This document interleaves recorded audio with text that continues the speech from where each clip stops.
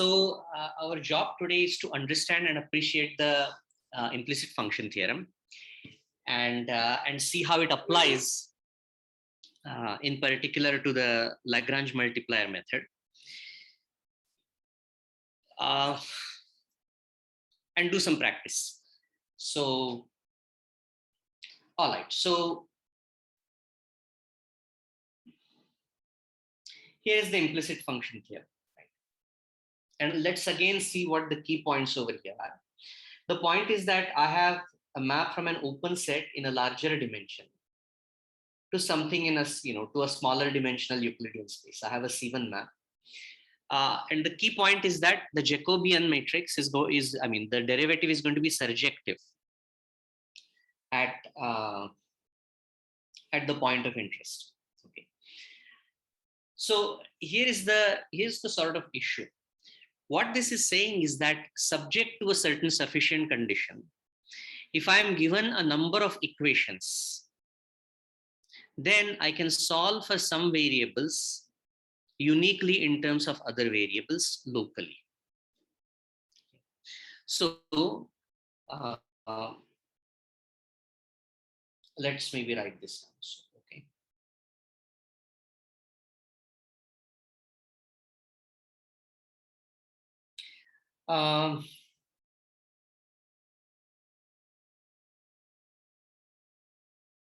Yeah, so this is a bit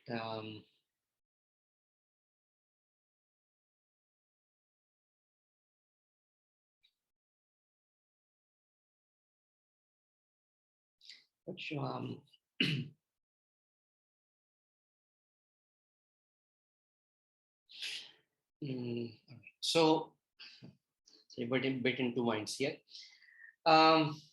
Okay, let's see the precise statement.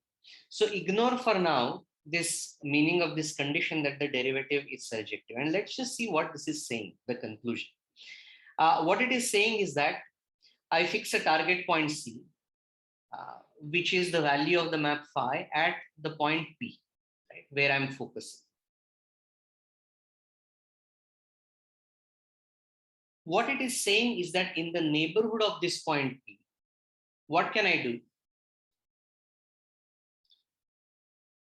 I can look at all solutions of the equation phi of whatever x comma y to be the point C. And then I'm saying that all of such points, if I gather them together, then the second part of the coordinates can be solved in terms of the first part. So notice what number one is saying, that in this open set W, for the first coordinates, I can locally solve for the second part. So F is an implicit solution to the equation phi of x comma y equal to C. Notice that the uniqueness is saying that y can be recovered uniquely in terms of x locally. Okay. Let's see this in case of a linear map. Okay. So when phi is a linear map given by a matrix A. So what are we doing? I'm trying to solve the equation phi of x comma y equal to C. But phi is multiplication by the matrix A. So that simply means that A multiplied by x comma y. But now remember, x and y are two parts of the coordinates. So it's x1 up to xd and y is equal to y1 up to ym. So I'm writing this as a column vector. So how do I solve A times x? This vector axy equal to C. And let's just see this below.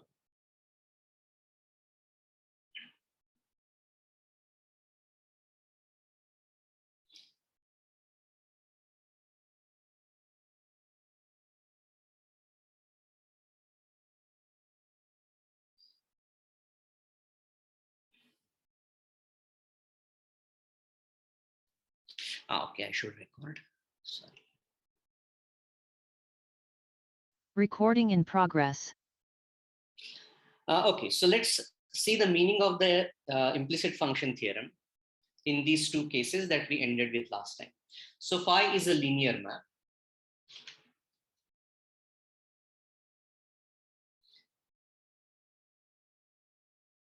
So linear map.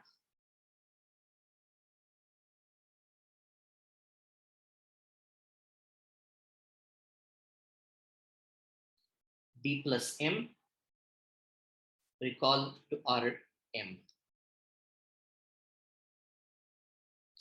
So given by matrix, let's say some matrix A. And we want to solve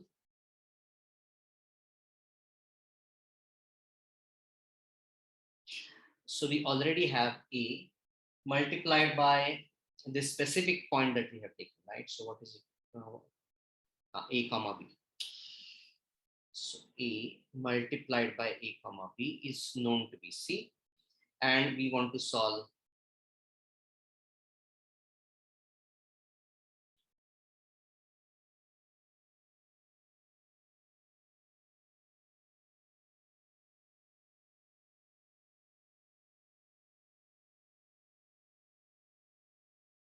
okay, very good. But what else are we given?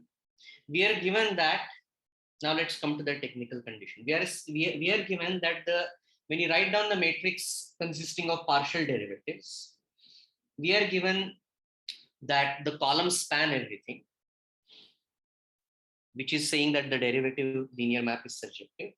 And without loss of generality, we are taking that the last m columns are linearly independent.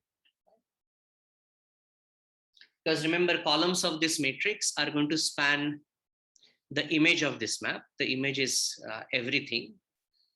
Therefore, out of these d plus m columns, they're spanning an m dimensional space. So some m of them have to be linearly independent and span everything. Okay, so without loss of generality, let us take the last columns. And what is going to be the size of this matrix A?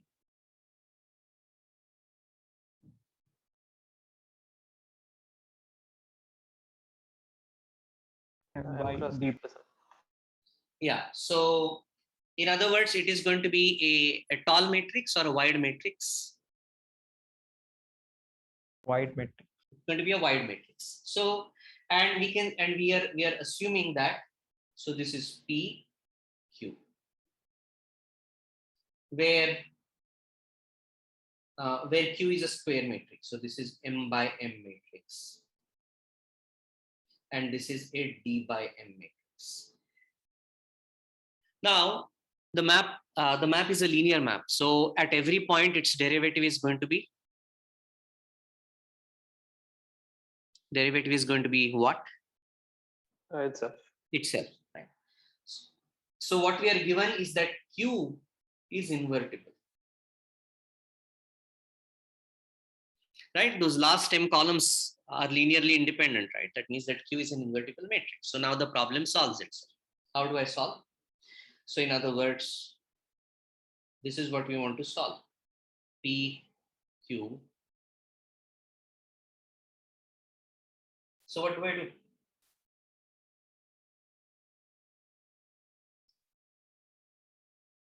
Come on.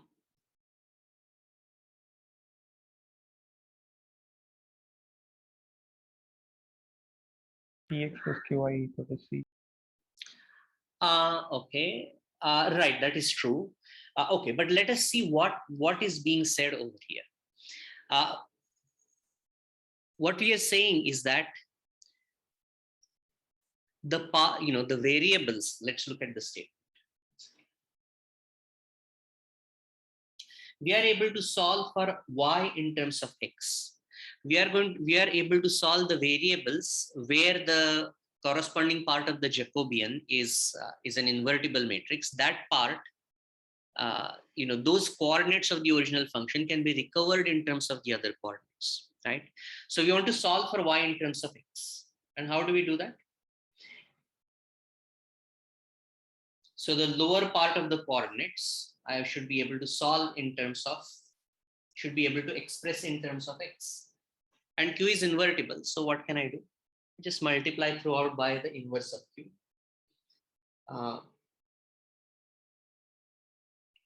This has the whole thing is, sorry, just 1 second.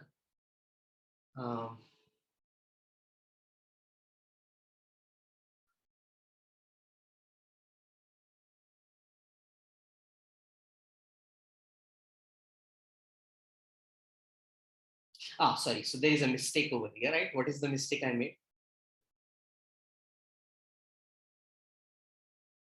P is not B cross M. No, I made a mistake there.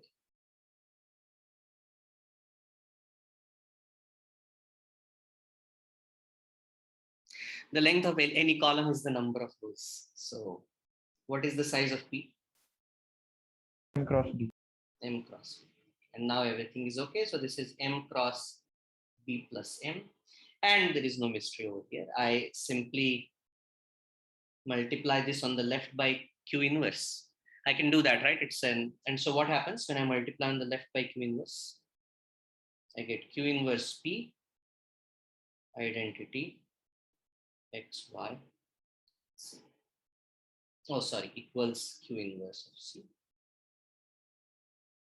And now I can do what you just said. So Q inverse P, X plus Y equals Q inverse of C. Or I could have done it the way you did. First write down Px plus Qi equal to C and multiply on the left by Q inverse. And then what happens? This is the same thing as saying as now Y equals Q inverse C minus Q inverse P. Nothing, just linear algebra is going, right? So in other words, we did verify the assertion in this case, saying that there is an open set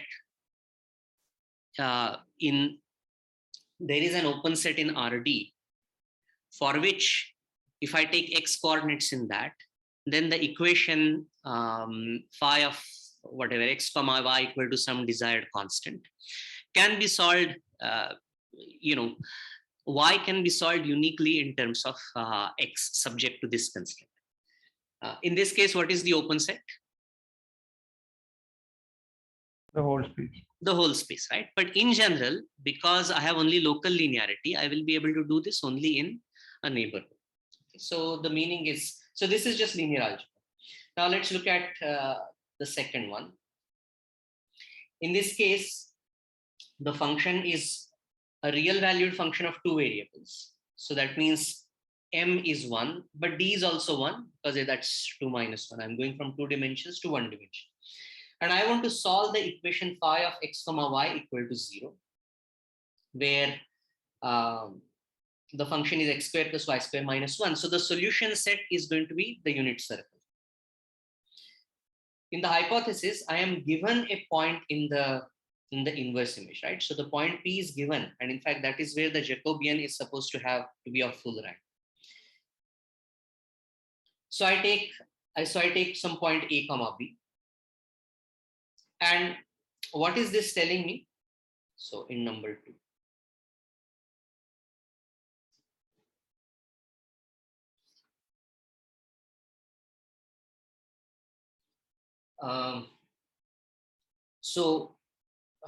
We can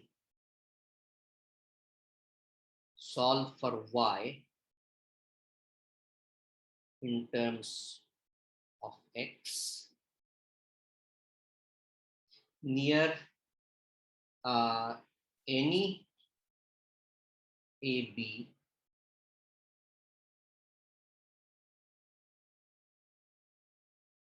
on the circle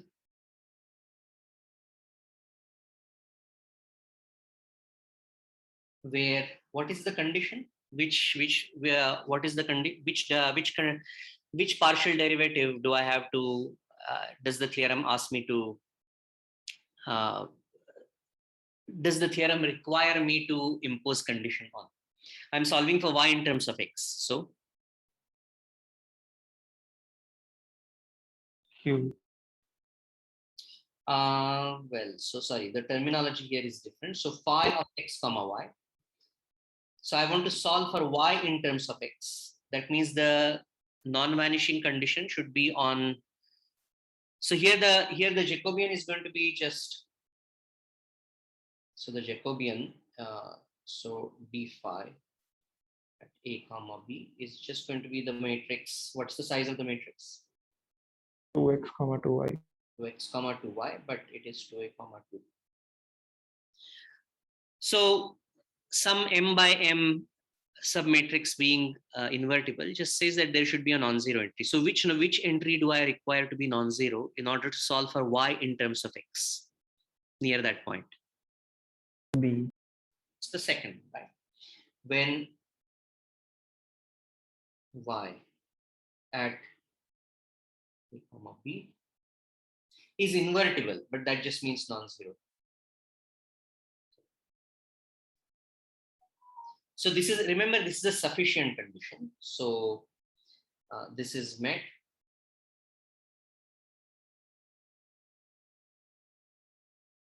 When P is not equal to 0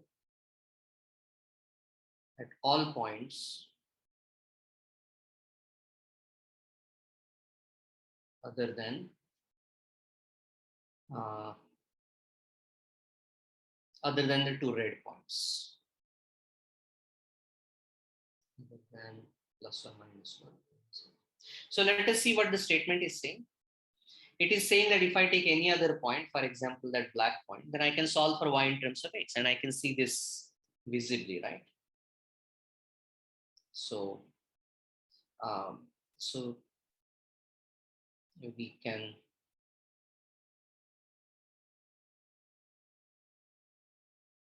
directly and very easily. So when b is greater than 0, y is equal to square root of 1 minus x square. And when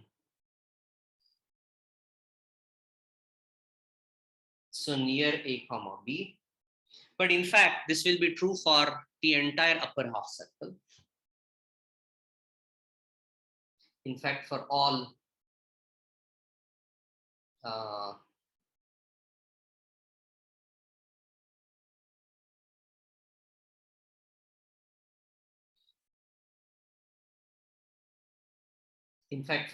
so, but notice carefully, this is the condition on the open set is on the x values. So what is the set W? -1 to 1. Open. So in both of these cases, in fact, for all x in -1 to 1, open, right? And when b is less than 0, and of course in this case, this is square root. Now, if you want to solve for x in terms of y, then of course it's the same. It's just the shoe is on the other foot. So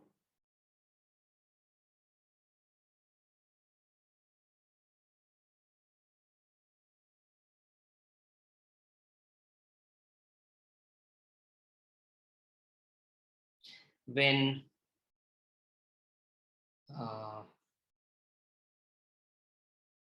a comma b equal to a equal not equal to 0, and this is true for all points except on the two on the y-axis. So this is true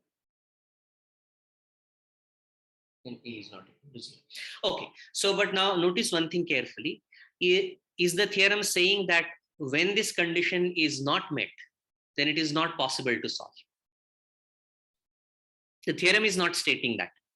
So let's see what happens in this example. If I look at, if I fix one of the two red points, then can I find an open interval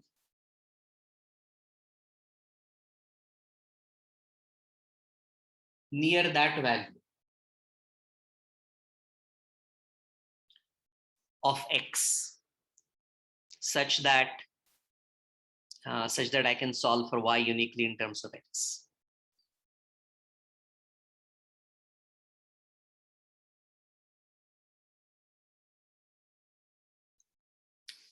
Well, is it possible to find some neighbor, some small part of the graph where I can decide y uniquely in terms of x? And the answer is no, right? It doesn't happen near the red points.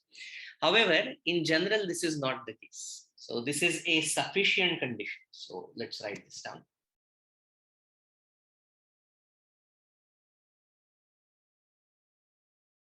So remark.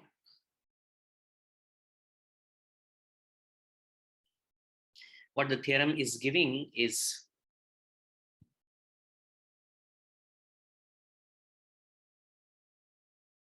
implicit function is sufficient condition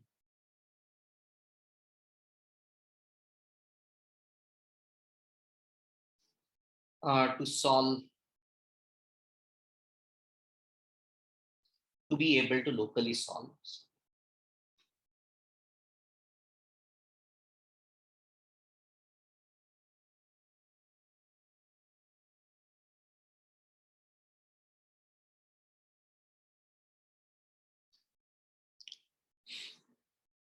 To be able to locally solve a system of equations. So what is the system of equations? I have something like, so this is, so let us see. Phi is a map from D plus M to Rm. That means how many equations are there if I write this in component form?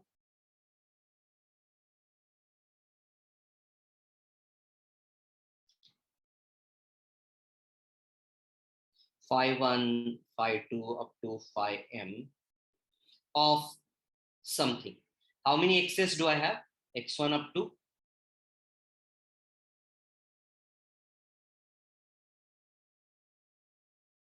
Okay, so, this is a mouthful, but let's go back once again.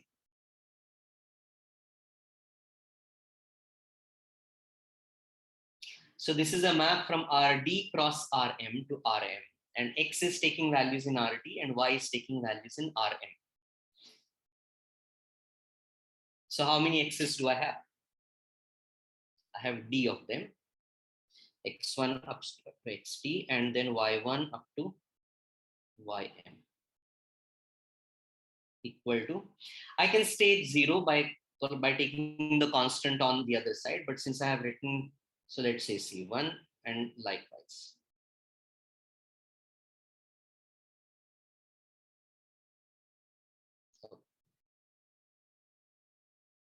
Okay, so while I'm writing down the equation, you can tell me what does it mean to be able to solve here?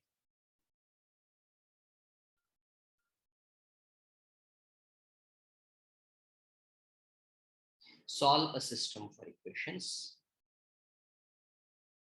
for y j's uniquely in terms of x's.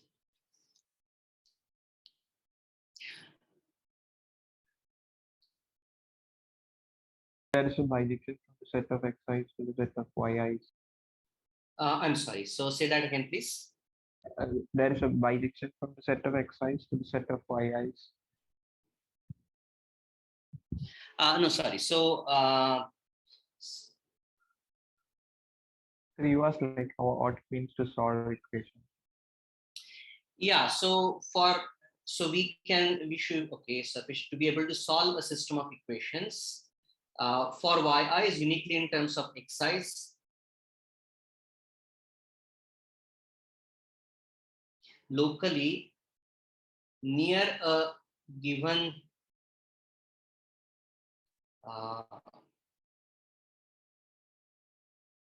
solution y equal to b for x equal to b.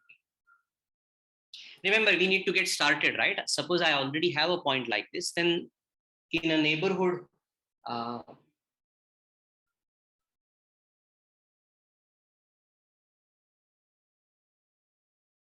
yeah, so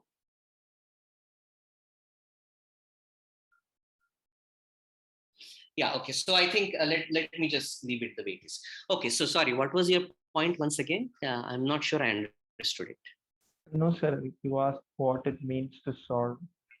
Ha, correct. Yeah. What it means to solve is that I'm I'm solving for y's in terms of x's. And in fact, maybe let me put the word uniquely elsewhere.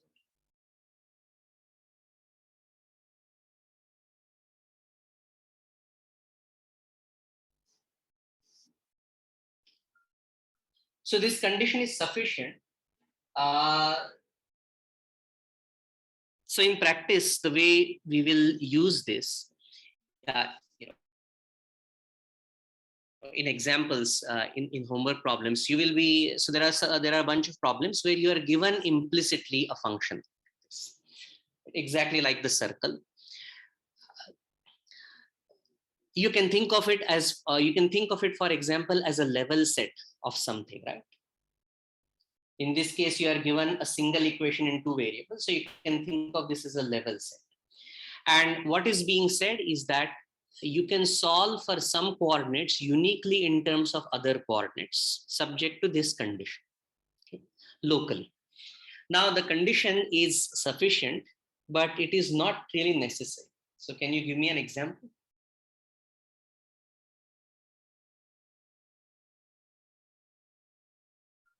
In other words, what can happen is that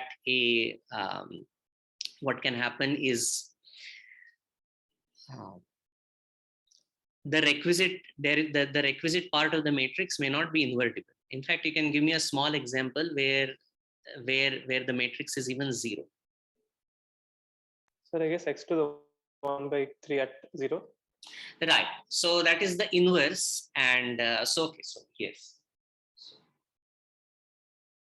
note the condition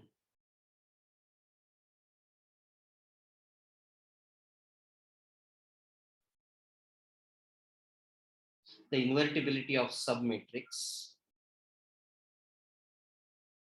of phi is not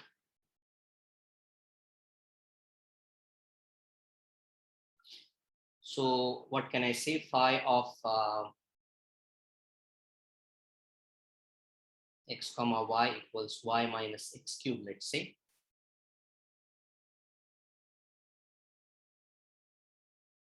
So 0, 0 is a solution. And what is the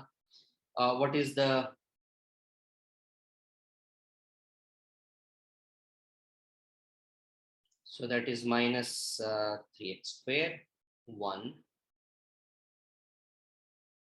This looks all good, except here at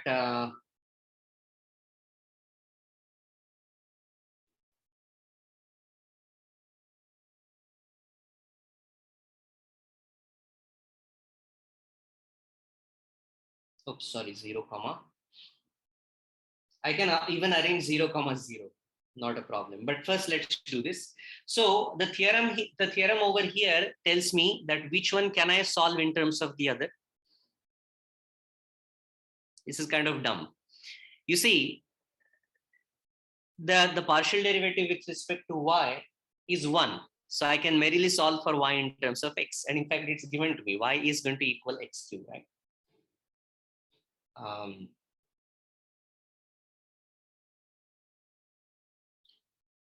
So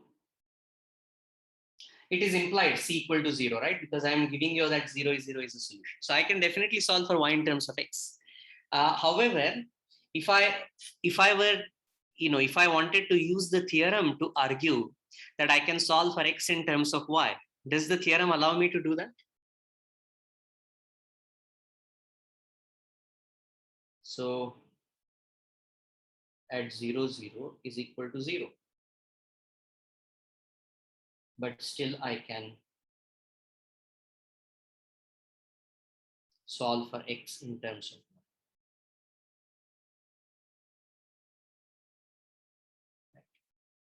x is equal to cube root. So this is perfectly fine.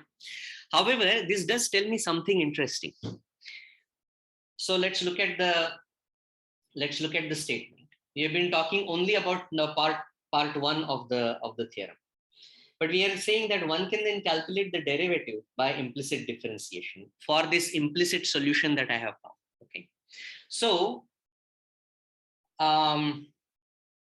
we are getting some juice out of the theorem, in the sense that this inverse function that, I mean, this solution that I have found, is it differentiable locally at that point? And you see that, the cube root function, you cannot really find the derivative of it near the origin. By the way, if I wanted to arrange things in such a way that I can solve for neither in terms of the other by using the theorem, but in reality, I can solve for either one in terms of the other, then I can just modify this in a very simple fashion. How? Y square minus x to the 6. Exactly. And it's the exact same thing, right? So, all right. So with all of that said, let's see what we want to do next.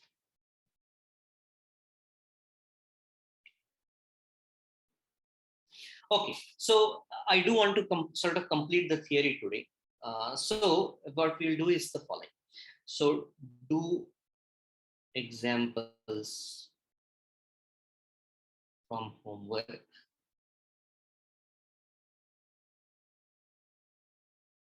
Which asks you to apply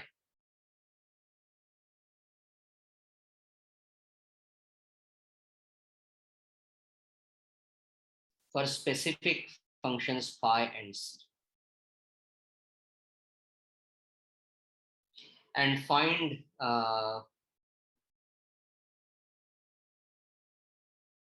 the values of x near which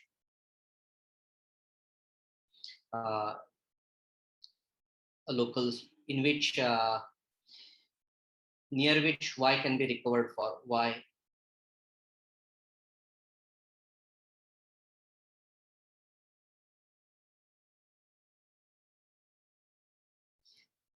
phi in terms of x. So this is going to be a straightforward thing. You just calculate the Jacobian, and you see that whether the requisite matrix, you look at that matrix, and then then you just equate the determinant equal to 0 in order to find out the potential bad values. But then at the potentially bad values, you really have to examine. I mean, did the theorem, is the function really not locally invertible, or it is, but the theorem fails? So you have to look over there. Right? And of course, you can change the role of the variables, right? Can I solve for y in terms of x? Can I solve for x in terms of y, etc.? So please do work out these examples, and in the remaining classes, I'm happy to work out more examples in class. Now, the proof of the implicit function theorem is really not difficult. So proof. Depending on time, we'll do it at the end of the class, but I do want to revisit this Lagrange multiplier thing and sort of put it to rest. So let's see that.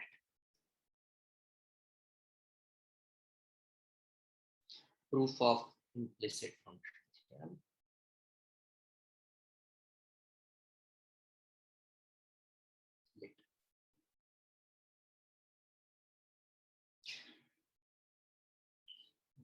So straightforward application of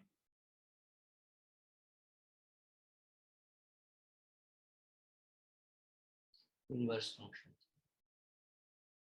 Okay, so back to Lagrange, and let's write down the statement.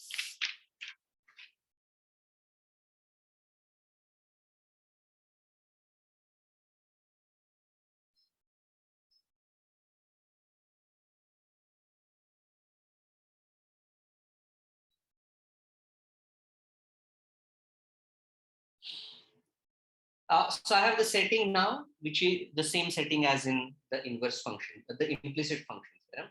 So let us say U is an open set in R n, which is going to be, I'm going to think of R b plus m.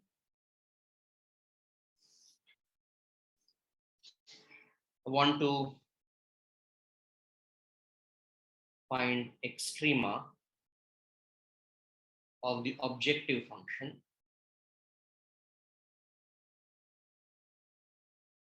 this is a C1 function f.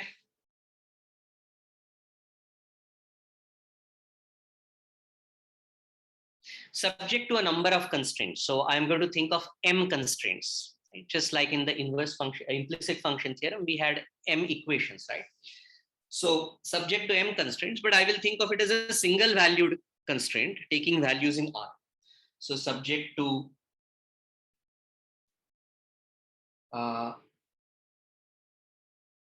constraint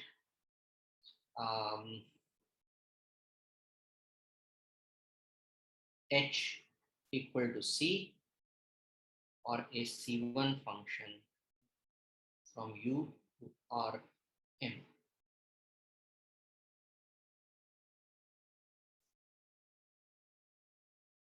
Where C is some constant in R.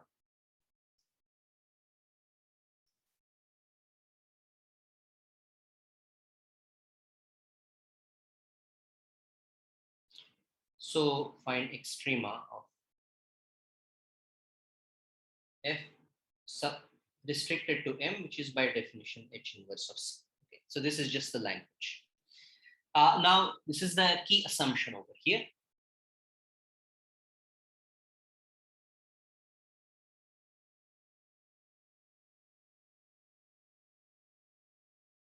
Is that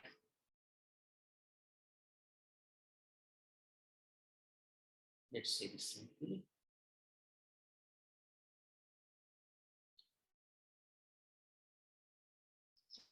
For all x in M,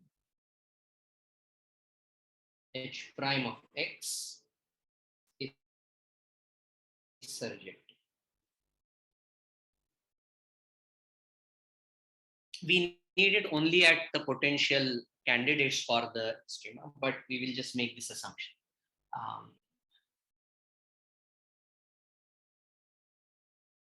So H prime of x is a map from where to where?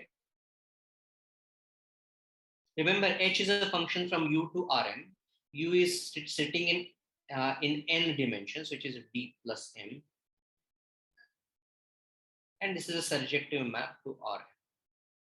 All right. So this is a key assumption.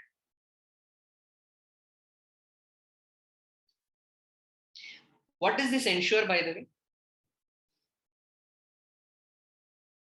If the tangent map is surjective, then what this assures is that I have a tangent space, that the tangent space has the requisite dimension.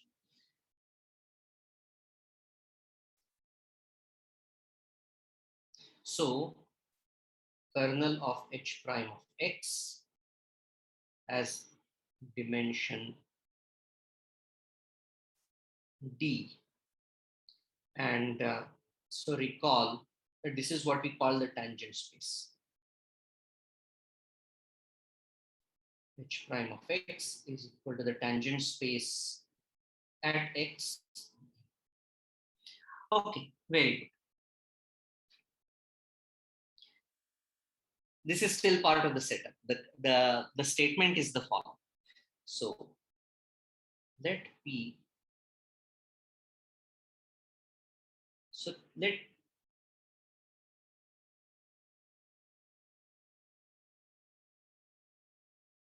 suppose f restricted to M has a local extremum at P. Finally, we'll be able to say then there exists unique real numbers lambda 1 up to lambda m such that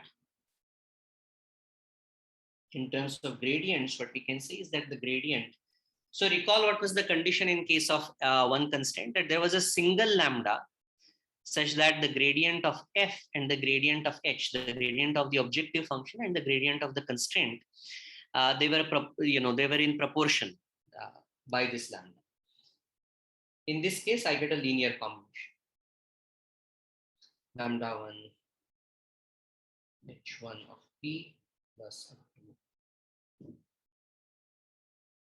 the gradient of. So I should really have said where. So let's see here.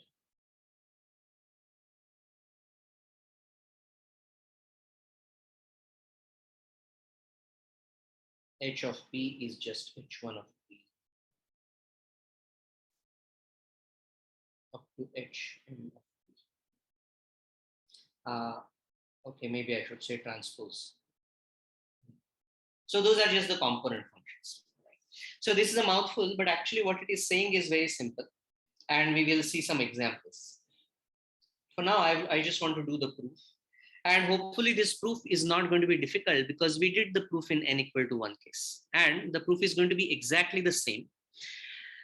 The key observation over here is that I can use velocity vectors as proxies for elements of the tangent space. And this is something that I have asked you to justify on the homework. This is a nice application of the implicit function theorem. So what will we do? So we will show that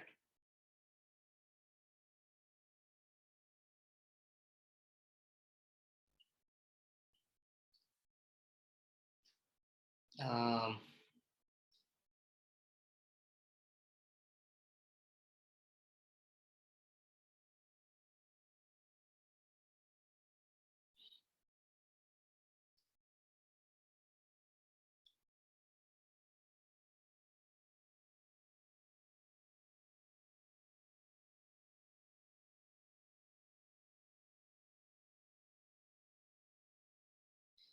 all right, so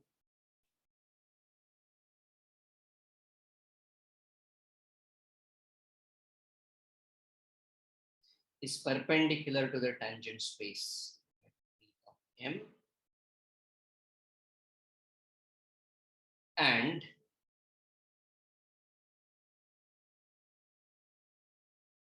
any vector perpendicular to tangent space is a linear combination of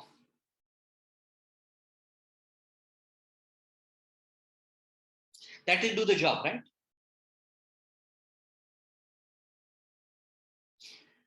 If the gradient of f is perpendicular to something, and anything that satisfies that description is a linear combination of some of the desired gradients, then the conclusion just follows.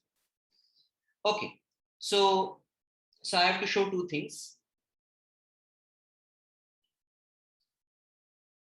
One and two. So let's show one.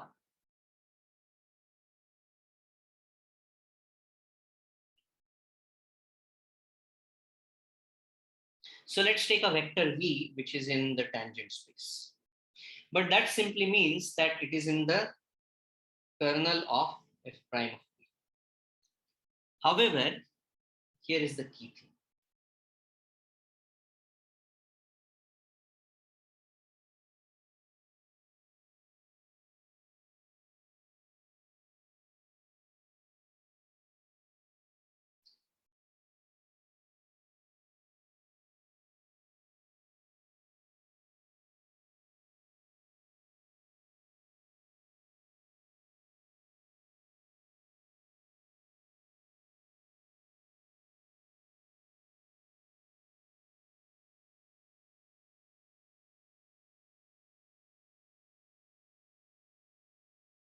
We can find a C1 curve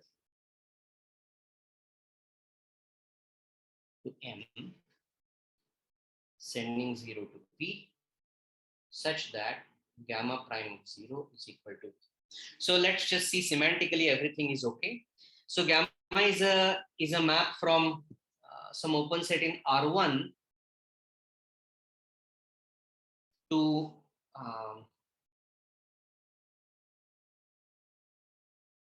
okay, so this is M, but I should really say lands in M, but it is inside U.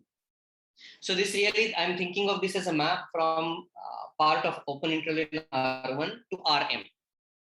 Sorry, Rn.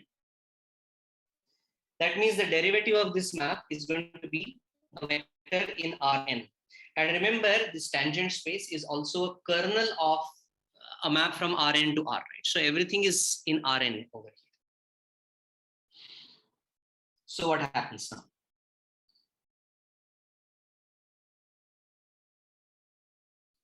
So this uses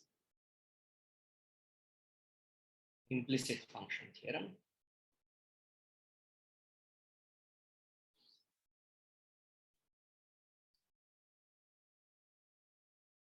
So now we use the fact that this P was assumed to be a local extremum. Now you have a local extremum on, now you have a local extremum, on the entire set M, but I have taken some part of M, right, which is the image of this curve. So if a function is an extremum on an entire set, then it is going to be a local extremum even on any part of that set, right, which contains the point. So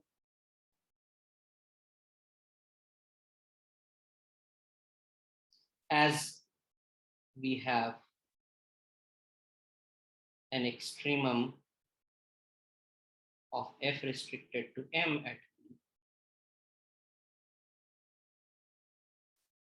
it is also an extreme point if I restrict the function just to the curve.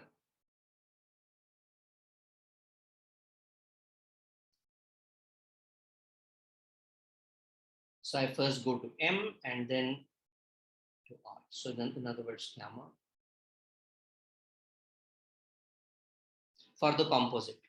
So now by one variable calculus, I know that this is an interior point of a C1 map where the function just from R to R has an extremum. So the derivative must be 0. We are just repeating the reasoning from before.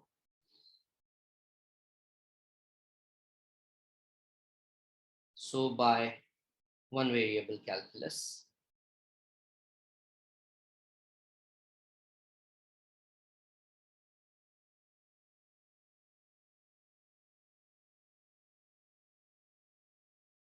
chain rule, that means that, the other way around.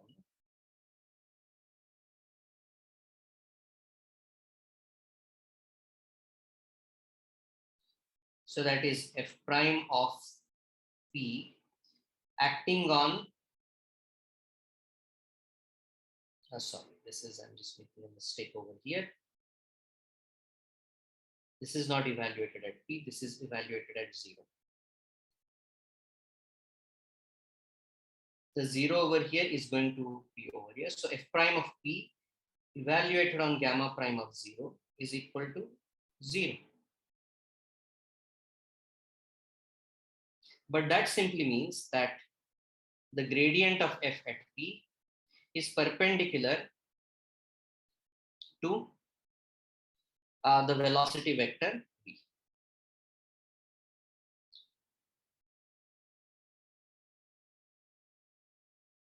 So remember, this is just v. So the point is that, so notice what we wanted to show, that the gradient of the f at P is perpendicular to the tangent space.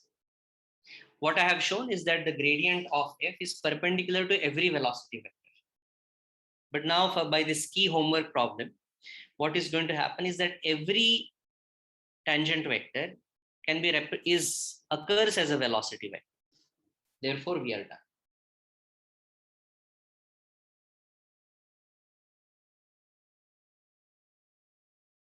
As every, we already said it also. So this does the job. Now the second one is easier. So what is the idea? Remember that M is equal to H inverse of C. So for every curve also gamma as above. If I first do gamma and then I do H, then what is this? This is constant.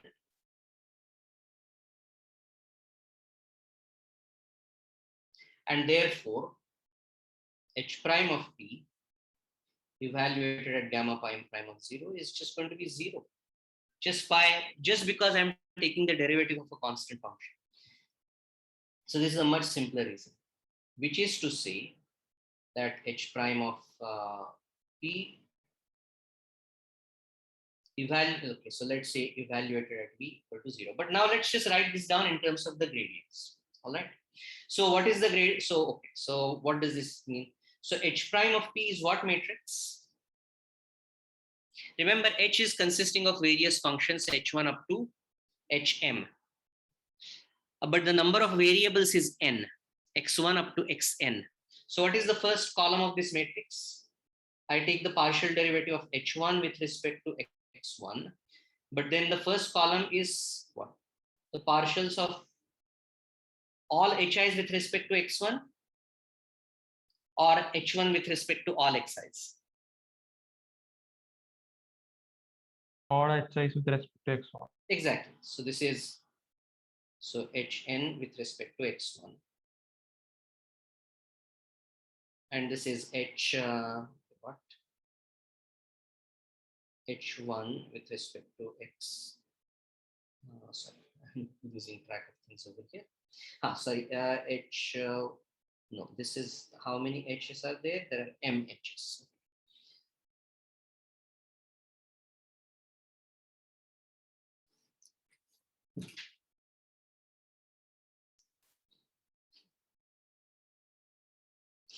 The number of x's is n. So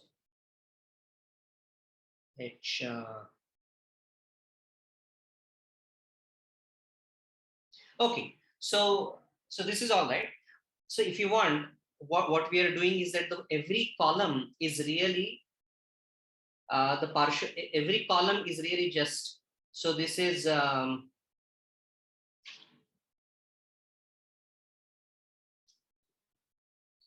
so if you want, this is del h by del x1. If you want, right? But more to the point. So this talks about columns of the matrix. But what are the rows of the matrix?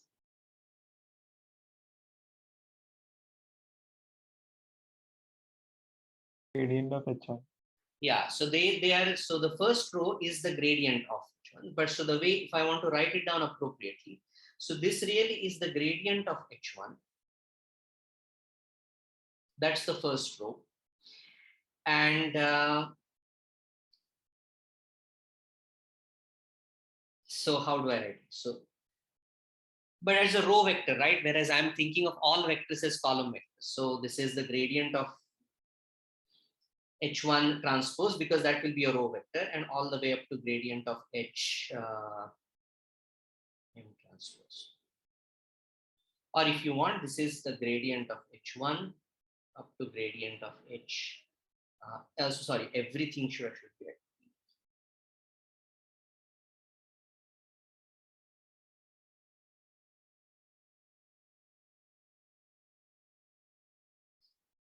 And gradient of h p. And I take transpose of the whole matrix. Okay, so this is just to fix the notation. So what is this thing over here saying? This equation. In terms of the gradients, what is this saying?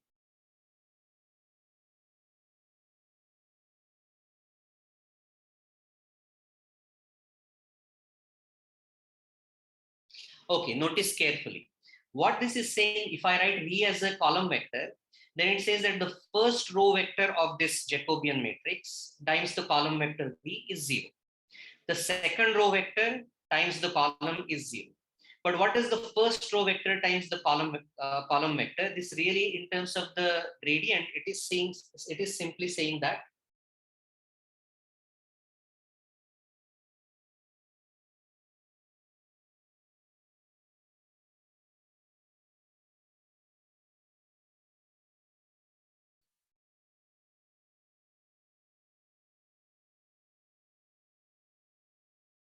right?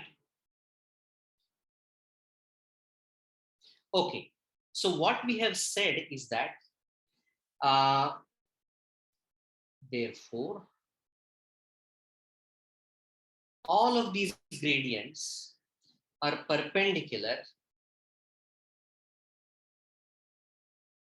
to every velocity vector. But we said by this exercise that the velocity vectors exhaust all of the tangent space.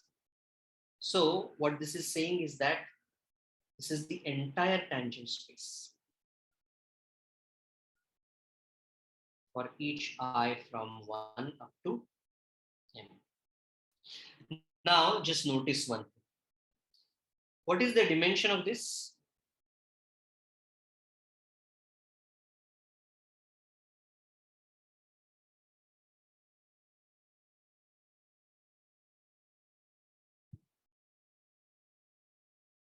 Come on. N minus m. Right. So let us, yeah. So I think so it's easy to sort of just get lost in terminology here. So notice what m is. It's the level curve, right? I have defined the function from u, which is in dimensions n, which is a d plus m, to rm.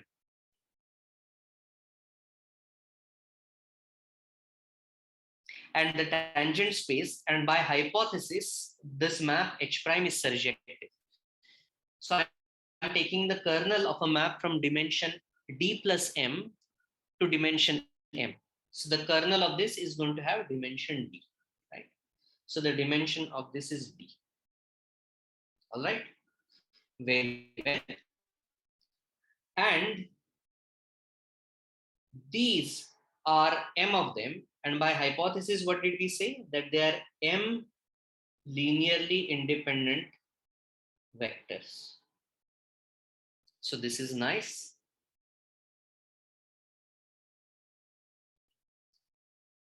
So what is the span of all of these HIs? That's an m-dimensional vector space. And this tangent space is a d-dimensional. So the key thing is the following.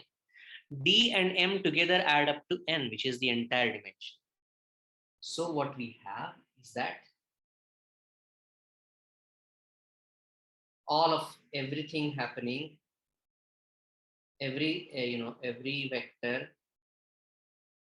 So all this is happening in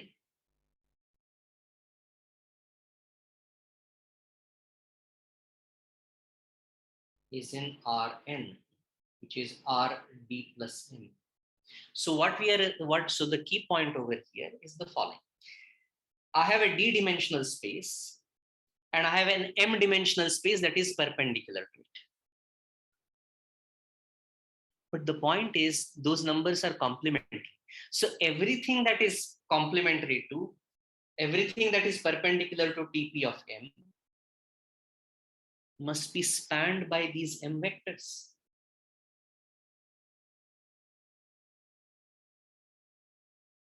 Therefore,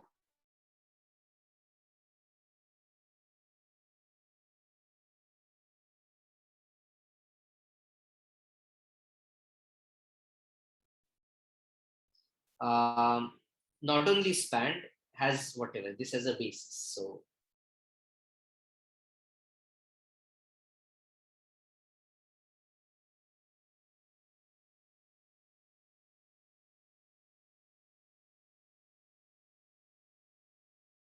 as a basis.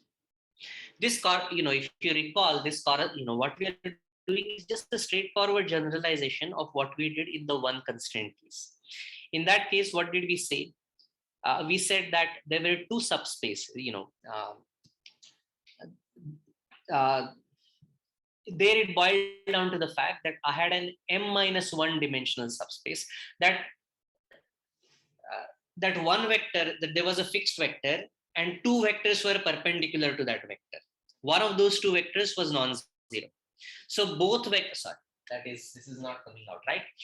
Okay. In that case, what was happening is that I had one vector that had two vectors that were perpendicular to the same hyperplane.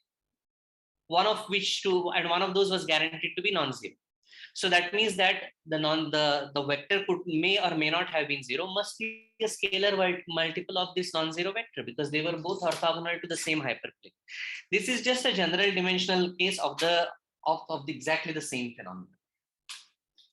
So you see, I have proved exactly the point number 2. What did I show? Any vector that is perpendicular to the tangent space is a linear combination of the gradients of of the constraint functions. Just because all of those gradients were perpendicular to the tangent space. And whatever is perpendicular to the tangent space has no greater dimension. So that's it, I'm done.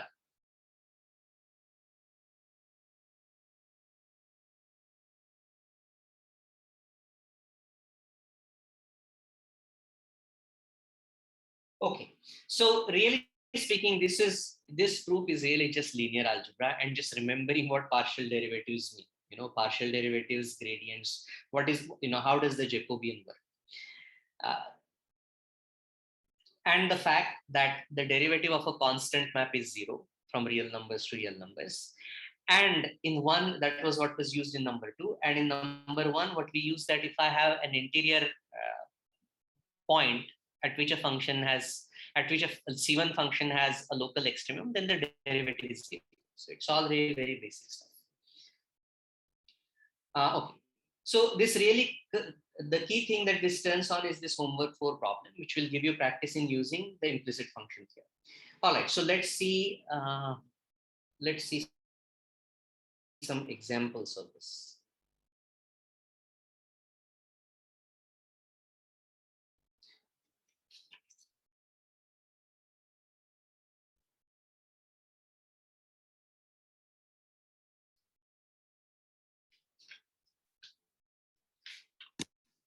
So, examples.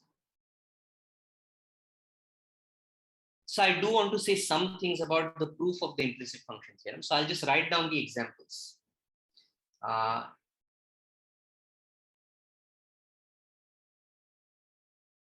Subject to the constraints x square plus y square equal to 4 and x plus z equals 2. So this is the function f.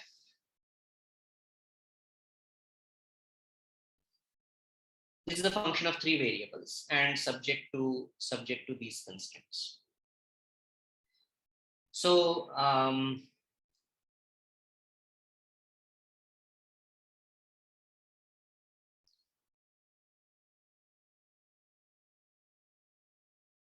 you know what? Let me just give you the 3 problems, and f is equal to z subject to the constraints x. Z is equal to x square minus y square. Of course, as h, you are going to take the function z minus x square minus y square, right? And x square plus z square equal to 4. And 3, which is f is equal to x square plus y square, subject to the constraint 2x square plus y square is less than or equal to 8. So we will work these out in class in as much or as little detail as you would like. By the way, I have taken these problems from Professor Pramad's notes, so you can check those for your answers. Now, number 3 is interesting. Look at the region. The constraint is given not as an equality, but as an inequality. So what do I do?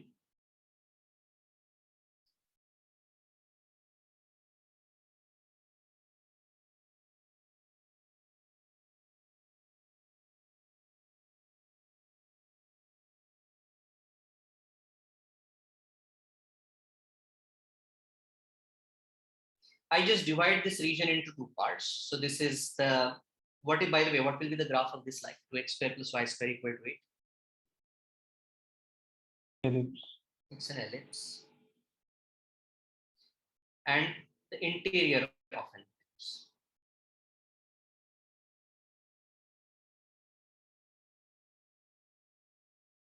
So what will I do? On the boundary of this, on the ellipse itself, we will use Lagrange multipliers. And for the interior, So the interior actually completely lies within the region. right? But this is all right because you see, it is, you see, the inequality ensures that I am really taking the interior of the ellipse, right? I'm using the word interior in a visual sense, the inside of this ellipse. This is perfectly okay. So what do I do over here? Or usual maximum minimum by setting derivative equal to 0. So, because for interior points, I have the method. No, I use the derivative, and then I find critical points. Then I use the Hessian. So the usual thing. Notice that you should think of this exactly the way you thought of optimization on a closed interval on the real line. You separately took the endpoints, and then you also found the interior ones. Now here on the boundary, it's not a matter of just checking a finite list. There you have to use some method. That's what this Lagrange multipliers business is. Okay, so work these out for yourself.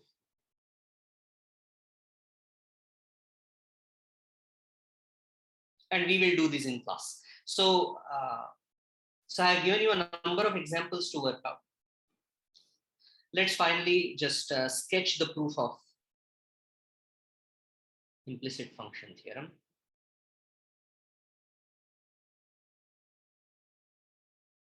And this is not really difficult, but you have to just sort of do this right. So remember, this map phi was from U in Rd plus M to Rn.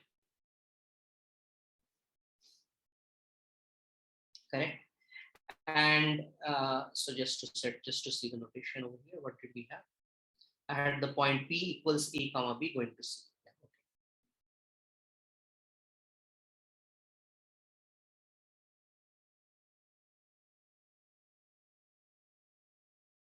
Okay, very good. And then I had this thing about the derivative.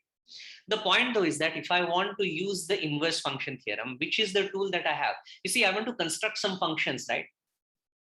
And those functions are even C1, etc. So the inverse function theorem gives me a way to do this. But in order to do that, I need to have a map between two same equal dimensions. And then I should have the condition on the derivative, that the derivative should be invertible at this point. So I'll just beef up the dimension. So idea, use inverse function theorem on a souped up map from U to R B plus. So what do I do? Define, let's say, a map psi, for example, from U to R D cross Rm. And I know exactly what to do, right? So here, I remember I'm calling the points x comma y. I already know that on the m part, I have this function that is okay. So I keep that function. So I want to have something in the d part, and I should do this in such a way that I don't screw up the invertibility that I already have. I have that in the Jacobian, the last m columns, they are going to span everything, right? So the y part is already, so the derivatives with respect to the y part are invertible. So I don't want to screw that. So what's the simplest thing to do? So I want to put something in d dimensions that depends on x and y. And I want that to be, something that does not spoil the invertibility. So the simplest thing is to do what? So the identity on the first d coordinate. So you just put x over here. Now to apply the inverse function theorem, I need to check the Jacobian. So let's check the Jacobian. That is, what is the matrix of Jacobian?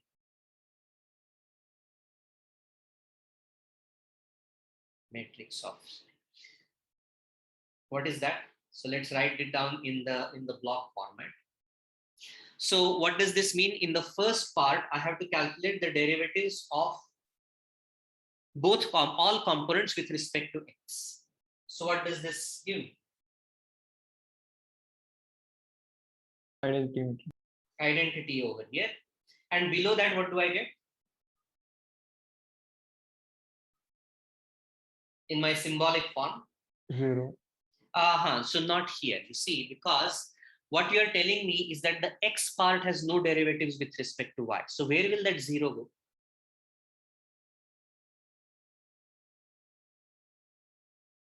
So the derivative of the first part, but with respect to y is 0, right? Because it doesn't depend on the y part. So 0 will be here.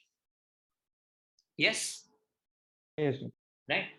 So remember that in columns, I have rows are gradients. Columns are just partials with respect to a fixed direction.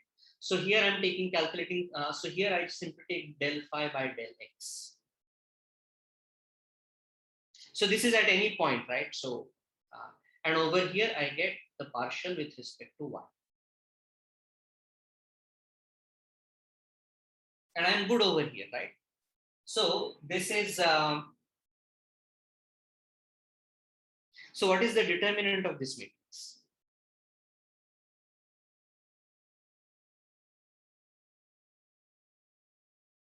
Remember, this is a block, it's a block matrix, right?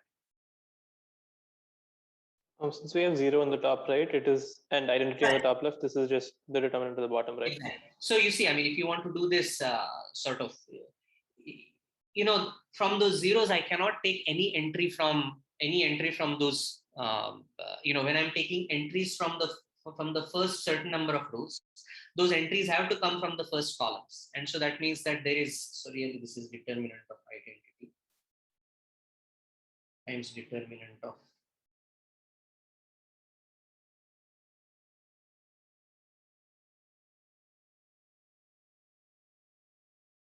and so which is not equal to 0 at p.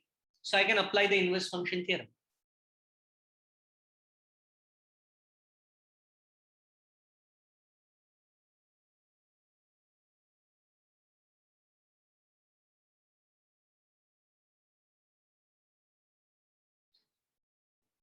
And oh, okay, we are out of time. So now, okay, so now apply the inverse function theorem. Now just unwind.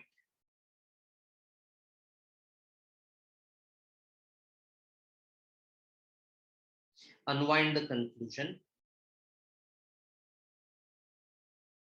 And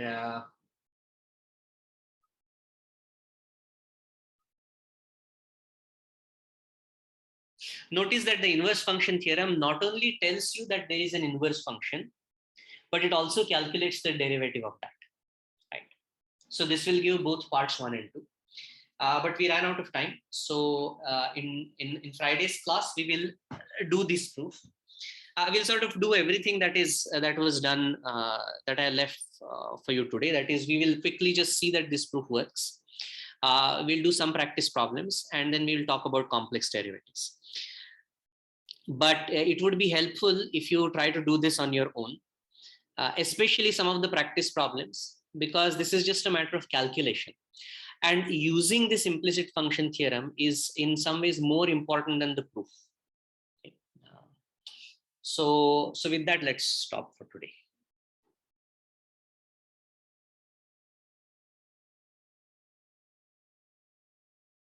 Recording stopped. Yeah, so are there any questions or any comments? Sir, so when we were talking about the examples for implicit function theorem, we looked at the circle and then also y minus x cubed, and Right. sort of y1 admits, and like y1 is fine and 1 doesn't let you solve is sort of because sorry sir. Right. So I think I'm sorry. So did you want to say something more, or? Yes, sir. So it seems that like what's happening is in one case the function is curving in on itself, and the other case it's not. So I've not thought about this much, but I wanted to ask for the inverse function theorem. Suppose that if we have a C2 function with a positive or negative definite Hessian, then can we conclude local invertibility even if the derivative is not invertible? Okay. So now it's okay, so 1 second.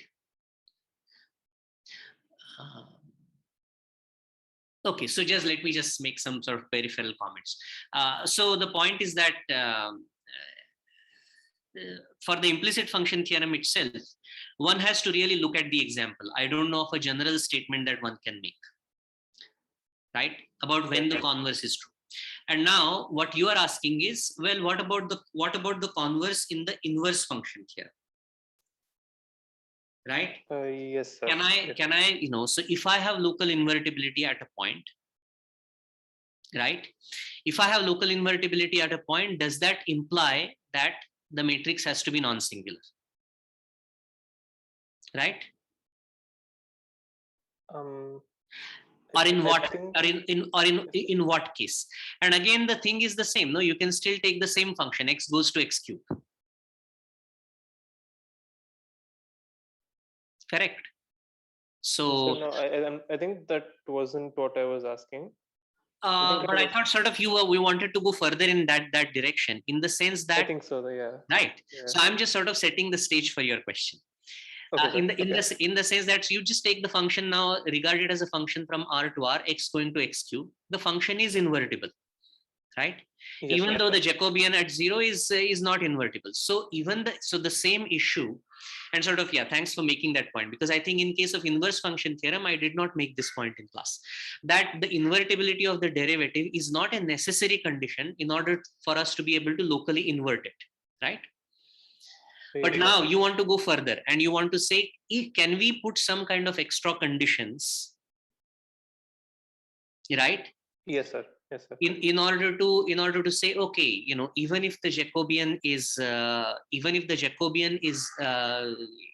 singular, then in order for the function to be invertible, some other condition has to be met. Or can we say something in that direction, right? That's what yes, right?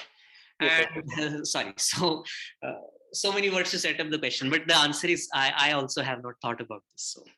So what would you, what is the kind of thing you would like to say? Something about saddle point, sir, because in the one variable case, like if there is a saddle point, it is going to be locally invertible, I think. No, but in one variable case, there is no saddle point, right? You mean an inflection point, because in one variable case you will not have right. So you're saying that in one variable case, lack of local invertibility will be detected by the second derivative vanishing. I'm sorry. No. I think the opposite. I think that's what I said, but that was wrong. I think sorry. So what you're saying is that if the Jacobian vanished and if the function is still locally invertible, then the second derivative also has to vanish. Yeah, I think that's. Is that true? Is that true? It's a necessary condition, but it certainly is not a sufficient condition, right? Because you can take x to the 4. Yeah. So can we say something about this? I think that is something that I wanted to ask, and also that are there sufficient conditions on the Hessian which will give local invertibility?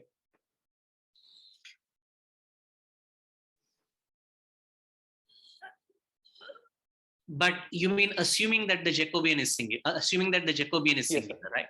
Yes, sir. Yes, sir.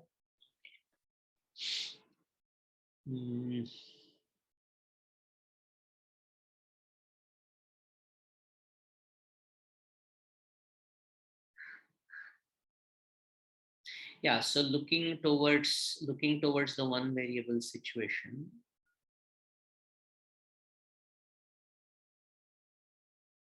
Of course, you see, instead of x cube, so necessary, sorry, your question was necessary or sufficient? I think I originally asked sufficient, but necessary also I would. Right, but you see, necessity, we can't really say anything about necessity because, because what we can do for x cube, we can also do x to the 5, right? And what does the Hessian tell you now? Yeah. The Hessian is 0. So I think we can't really, so it's not a matter of just about the Hessian. Right? We can, right. So, it doesn't appear to me that we can put a necessary condition on the Hessian, in terms of positive, definiteness or anything like that.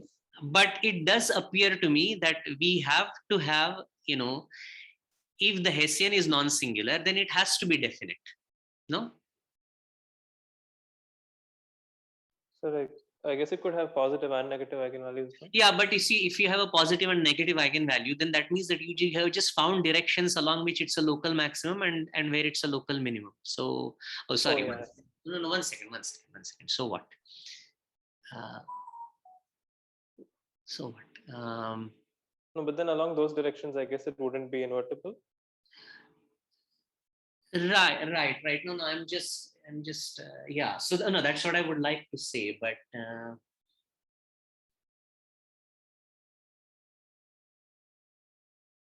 No, sorry, I'm confused over here.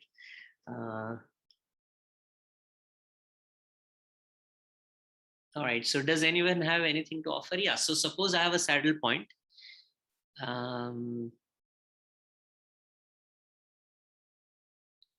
But you see, 1-to-1, a priori, it's.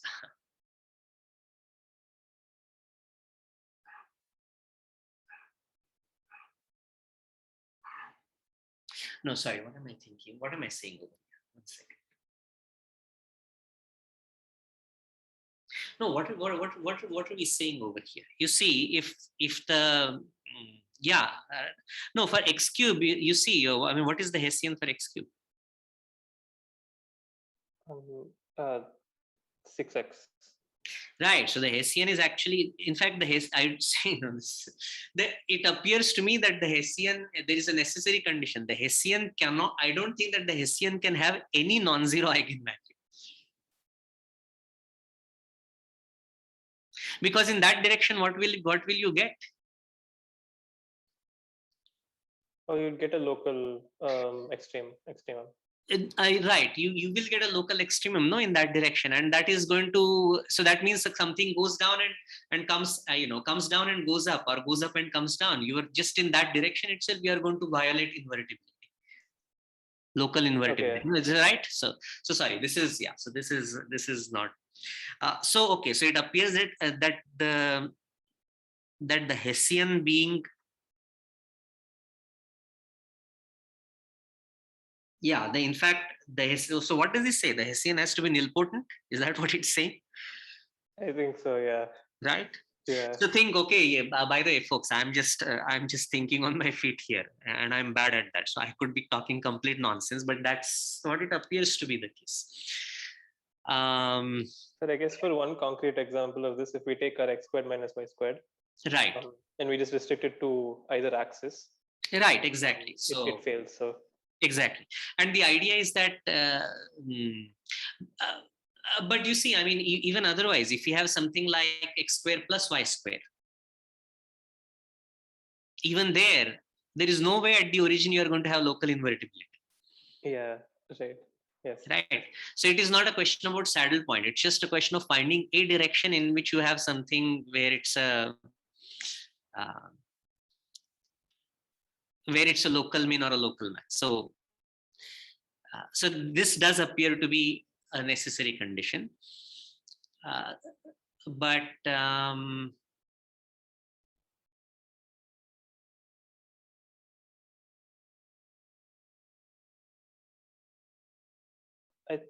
but now you see, I mean, x to the x cube and x to the 4. I mean, so you are.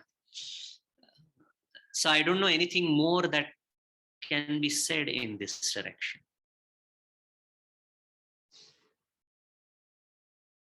I guess then we might have to go to like a third derivative or something. Yeah, but even then, I mean, I don't really know what to say over there, no, because. But I think Because the third derivative is by itself, it's not really saying anything about maximum or minimum. No, I mean, you just sort of see the physical intuition. I mean, if it's a motion of some particle, then you have the velocity and you have the acceleration. Now, the derivative of the acceleration, what is that telling you about extrema? It's nothing, no. The third derivative, they call it the jerk. So it's for obvious sort of reasons, you can see. They're telling how fast acceleration is changing. So not clear what that is telling you about Sir, but I think third derivative being non-zero in the one variable case implies that there's an inflection point. But you see, so now you are okay. So now what you are saying is that now you are put derivative is zero, the second derivative is zero, and the third derivative is non-zero. Yeah. Right. I Yeah. mean, you right. So okay. So maybe there is something to say. Um,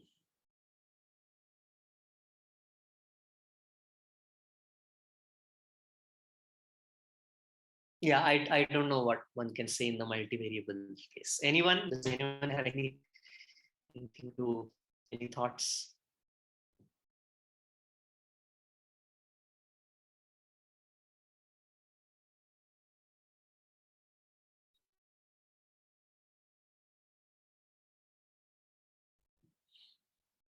Okay, I mean, think about it and see if. Yeah, by the way, here is another question, right, which I sort of forgot to mention last time. Let me just say a couple of things. We said that for the inverse function theorem, you need not have the case that, a function may be locally invertible everywhere. We saw an example where the Jacobian was non-vanishing everywhere. And so for every point in the domain, I could find an open set on which the function was locally invertible, but it was not globally invertible. That was the point. Now, can this happen for? But this was a two-dimensional situation, right? Remember, we sort of use we use trigonometric functions, right? Can this happen in one dimension?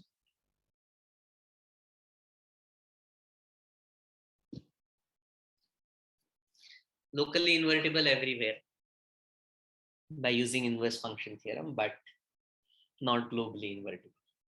The small question to think about. Yeah, and I gave a couple of links. Let me put them once again. So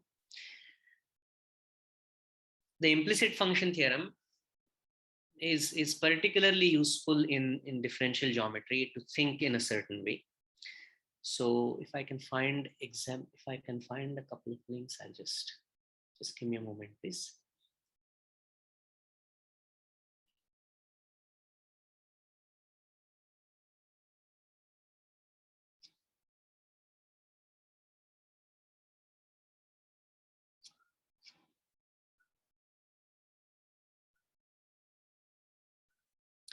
Yeah, so there was a yeah, so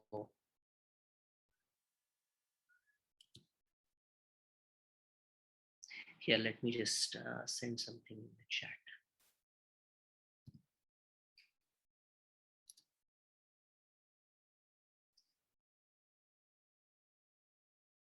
And also just read any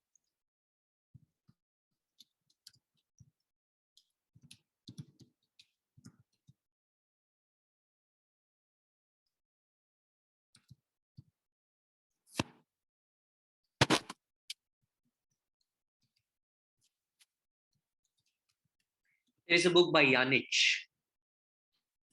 I can't get the umlaut, but I mean, at some point you will learn it if you take a course on manifolds. But the implicit function theorem is really telling me that I can sort of flatten, any surjective. Here's the thing: any map that is locally, that is whose the differential is surjective, I can find some local coordinates in which this map just looks like a projection. And then there's an analogous statement about a local immersion, that any map, any C1 map where the differential is injective everywhere, I can just think of it as inclusion, where you're just putting the rest of the coordinates zero. But it's a viewpoint to understand. So if you wish, you can read it.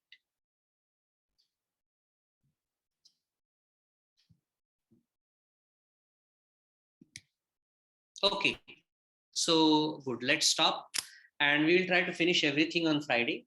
As I said, again, it will be helpful if you can work out these examples on your own, so we can do it quickly in class and then finish things off. Okay, good. So if there is nothing else, then let's stop for today and we'll continue on Friday. Thank you, sir. Thank you, sir. Thank you, sir. Thank you, sir.